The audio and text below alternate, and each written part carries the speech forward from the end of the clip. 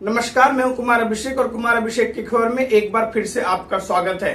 चुनावों का दौर है। महाराष्ट्र और झारखंड में कल चुनाव होने वाले हैं। इसके साथ ही उत्तर प्रदेश की 9 विधानसभा सीटों पर भी कल उपचुनाव है, जिसको लेकर सभी पार्टियों ने अपनी तैयारियां कर ली है। इसी बीच चुनाव आयोग ने अपने तरफ से भी खास इंतजामात किए हैं। स्मार्ट बूथ बनाए गए हैं जहां पर आप वोट करके सेल्फी भी ले सको। पानी, हवा की खास व्यवस्था की गई है। कई जगह पर बहुत मुश्किल जगह है, लेकिन चुनाव आयोग ने वहां पर भी वोटर वोट डाल सके उसकी व्यवस्था की है। हम आपको बता दें कि कल जो झारखंड की बची हुई 38 सीटें हैं उस पर मतदान होगा, क्योंकि 43 सीटों पर मतदान ऑलरेडी 13 नवंबर को हो चुका है और महाराष्ट्र की कुल 288 सीटों पर कल वोट डाले जाएंगे। तो चुनाव आयोग ने अपनी तरफ से तैयारी पूरी कर ली है। सुरक्षा के खास इंतजामात किए गए हैं ताकि कोई भी अप्रिय घटना ना हो और किसी तरह की धांधली ना हो इस चुनाव में। इसको लेकर के चुनाव आयोग ने खास तैयारी की है और सुरक्षा बल भी अपने दौरों पर हैं और चाक चौबंद व्यवस्था की गई है। जैसा कि हमने आज पूरे मुंबई शहर में भी देखा और पूरे महाराष्ट्र और झारखंड से भी खबर आई कि चुनावों में किसी तरह की धांधली ना हो, इसका जो है व्यवस्था चुनाव आयोग कर रही है। वहीं इसी बीच महाराष्ट्र से आज एक बड़ी खबर आई। बीजेपी के राष्ट्रीय महासचिव विनोद तावड़े को नालासोपारा के एक होटल में ऐसा माना जा रहा है, उन पर आरोप लगाया गया कि कैश बांटते हुए बहुजन विकास आघाड़ी के उम्मीदवार और उनके समर्थकों ने पकड़ा और विनोद तावड़े को घेर कर उनको नोटों की गड्डियां लहराते हुए जो बहुजन विकास आघाड़ी है उसके समर्थकों को देखा गया। बाद में कई लोग उनकी वीडियो बना रहे थे। इसको लेकर के काफी वहां पर गहमा गहमी हुई। चुनाव आयोग के लोग पहुंचे, पुलिस वहां पर पहुंची, लेकिन विनोद तावड़े कुछ बोलने की कोशिश कर रहे थे, लेकिन शोर में कुछ आवाज सुनाई नहीं दे रही थी। पहले ऐसा आरोप लगा कि उनके पास 5 करोड़ कैश था, लेकिन पुलिस ने जांच में पाया उस होटल को वेदांता होटल नाम बताया जा रहा है, उस होटल को सील कर दिया गया है फिलहाल और पुलिस मामले की जांच कर रही है। और चुनाव आयोग ने भी एफआईआर दर्ज कर लिया है जो वहां के कैंडिडेट हैं मिस्टर नाइक के खिलाफ और विनोद तावड़े के खिलाफ। कुल 3 एफआईआर दर्ज की गई है, जिसमें कि 2 में जो वहां के उम्मीदवार हैं जो महायुति के राजन नाइक के खिलाफ एफआईआर दर्ज है, तो वहीं एक में विनोद तावड़े का भी नाम दर्ज है।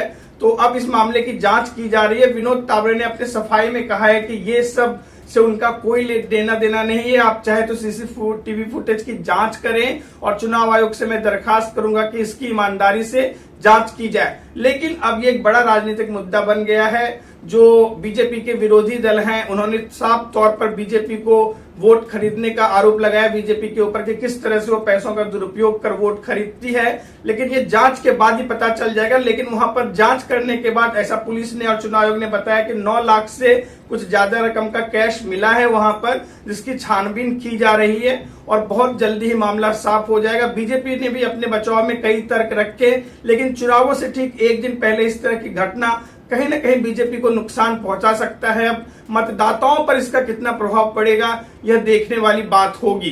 तो कल लोकतंत्र के महापर्व को आप एंजॉय करें। झारखंड के निवासियों और महाराष्ट्र के निवासियों और खास तौर पे जो यूपी में उपचुनाव होने वाले 9 सीटों पर हम सभी से अपील करेंगे कि आप वोट जरूर डालें। आपके हर एक वोट की कीमत है, अपने वोट की कीमत को पहचानें, क्योंकि आपका एक वोट आपको एक सही उम्मीदवार को जितवा सकता है और आपका अगर आप वोट नहीं डालते हो तो शायद कोई अच्छा उम्मीदवार हार भी सकता है। इसी के लिए अपने मतदान का प्रयोग करें और मैं तो यही कहूंगा, पहले मतदान फिर जलपान। तो चलिए अब दूसरे खबरों की तरफ रुख करते हैं। बात होगी दिल्ली के प्रदूषण की।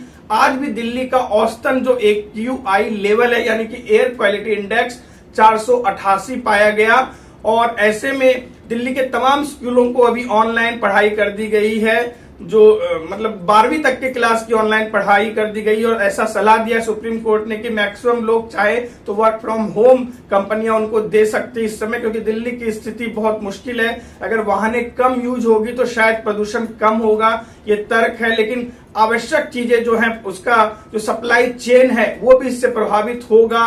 अगर क्रैप 4 यहाँ पे लागू किया गया तो बहुत सारे ऐसे वाहन है जो माल की सप्लाई करते हैं वो दिल्ली के अंदर प्रवेश नहीं कर पाएंगे। वहीं दिल्ली के जो मंत्री हैं पर्यावरण मंत्री गोपाल राय ने आज दरख्वास्त की है हमारे देश के पर्यावरण मंत्री भूपेंद्र सिंह यादव से कि उनको जो एनओसी प्रदान करे ताकि वो क्लाउड सीडिंग करवा पाए, यानी कि कृत्रिम बारिश, जिससे कि प्रदूषण का स्तर कम हो। वहीं उन्होंने एक अर्जेंट मीटिंग का भी आह्वान किया है केंद्र सरकार से तो देखिए कि ऐसे में क्या होता है। लेकिन दिल्ली की हवा वाकई जहरीली हवा है और दिल्ली के लोग, अगर कहा जाए इस समय कि गैस चेंबर पर बैठे हैं तो अतिशयोक्ति नहीं होगी। तो कैसे समस्या से निकला जाए, अब ये देखने वाली बात होगी। वहीं प्रधानमंत्री G20 दौरे पर हैं, वहां उन्होंने जो बाइडेन से मुलाकात करने के साथ ही तमाम नेताओं से भी मुलाकात की और उनका यह दौरा काफी महत्वपूर्ण माना जा रहा है भारत की साख के लिए और भारत के अंतर्राष्ट्रीय स्तर पर जो इमेज बनी है उसके हिसाब से देखें तो ये G20 का समिट भारत के लिए बहुत इंपॉर्टेंट है। हम इसकी विस्तृत जानकारी आपको आने वाले दिनों में देंगे। उसके साथ ही जाते जाते हम आपको बता दें कि भारतीय टीम प्रैक्टिस कर रही है पर्थ में होने वाले अपने पहले cricket test match Border Gavaskar trophy Australia के खिलाफ जो होने वाली उसके लिए। ऑलरेडी भारत में चोटिल खिलाड़ियों की संख्या बढ़ते जा रही है। ऐसे में कप्तान रोहित शर्मा का न रहना भी एक भारत के लिए झटका ही माना जाएगा। तो हम उम्मीद करते हैं कि भारतीय टीम अच्छा परफॉर्मेंस करेगी और बॉर्डर गावस्कर ट्रॉफी जीतकर जो वर्ल्ड टेस्ट चैंपियनशिप है उसमें अपने रुतबे को बरकरार रखेगी और जरूर एक बार फिर से जून 2025 में होने वाली फाइनल में भारत पहुंचेगी। इसी के साथ कुमार अभिषेक को दीजिए इजाजत। आज की खबर में बस इतना ही। आप चैनल को सब्सक्राइब करें, हमारे वीडियो को लाइक करें और बेल आइकन दबाना ना भूलें ताकि आपको सारे नोटिफिकेशन मिलते रहे जब भी हम नया कोई वीडियो अपलोड करेंगे। धन्यवाद, शुभ रात्रि, शब बखैर।